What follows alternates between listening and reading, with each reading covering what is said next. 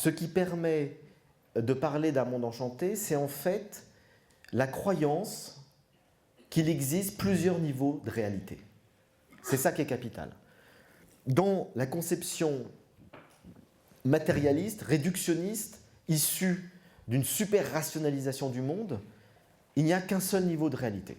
Ce que l'on peut mesurer et observer avec des outils scientifiques. Ce qui est reproductible à travers l'expérience et ce qui peut, encore une fois, s'observer. Donc, je vous le disais, c'est Descartes, c'est-à-dire il y a un seul niveau de réalité, c'est la matière observable, manipulable, alors que ce à quoi croyaient les anciens, dans le monde entier, c'est que le monde est fait de visible et d'invisible. Tout n'est pas visible. Et donc, il y a un réel visible et il y a un réel voilé.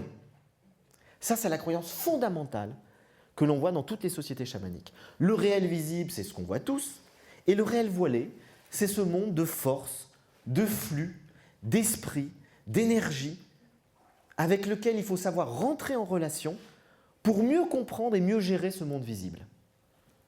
C'est ça, fondamentalement, c'est qu'il y a plusieurs niveaux de réalité. Et ça, c'est quelque chose, évidemment, qui au départ était une croyance quasi religieuse, et aujourd'hui, c'est presque devenu un postulat scientifique. Parce qu'il y a eu une révolution scientifique considérable au XXe siècle, je ne sais pas si on peut en parler maintenant ou plus tard, mais on n'est plus dans la croyance quand on dit ça, alors que c'était une croyance. Et une croyance qui n'est pas, à proprement parler, de type religieuse, parce que les chamans ne croient pas en un monde surnaturel. Ils ne vous disent pas, il y a la nature, il y a la surnature. Il y a le monde et il y a Dieu. Pas du tout. Tout est naturel. Mais dans le monde naturel, il y a du visible et de l'invisible. Il y a ce qu'on peut voir avec les yeux, il y a ce qu'on ne voit pas avec les yeux, mais qu'on voit avec les yeux de l'âme. Et donc ça postule l'idée que dans l'homme, il y a aussi une dimension intérieure invisible, qu'on appelle l'âme, l'esprit, peu importe. Il y a quelque chose en lui qui n'est pas visible, mais qui peut rentrer en contact avec ce monde invisible. Et donc on peut avoir des sens intérieurs, ce qu'on va appeler l'intuition, etc. Donc on a des sens intérieurs. On n'a pas que le toucher, l'odorat, etc. On a des sens intérieurs. Et donc c'est une autre conception du réel, mais on reste dans l'ordre de la nature. Alors que dans la religion, beaucoup plus classique telle qu'on la connaît, il y a un monde naturel et il y a un monde surnaturel.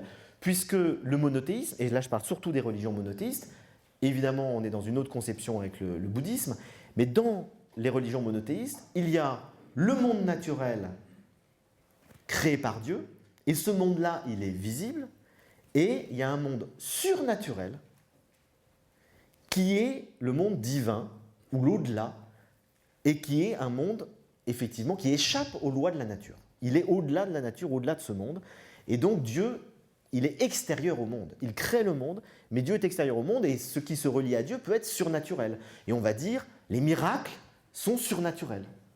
Alors qu'un chaman va vous dire, une guérison extraordinaire, ce n'est pas surnaturel. C'est extraordinaire. Parce qu'on agit sur un secteur invisible que vous ne connaissez pas. Mais on reste dans la nature. Ça éclaire tout ce que vous faites. C'est-à-dire que c'est la clé philosophique de toutes les études qu'on peut mener sur les phénomènes dits extraordinaires. La clé, c'est qu'il y a plusieurs niveaux de réalité dans le monde visible.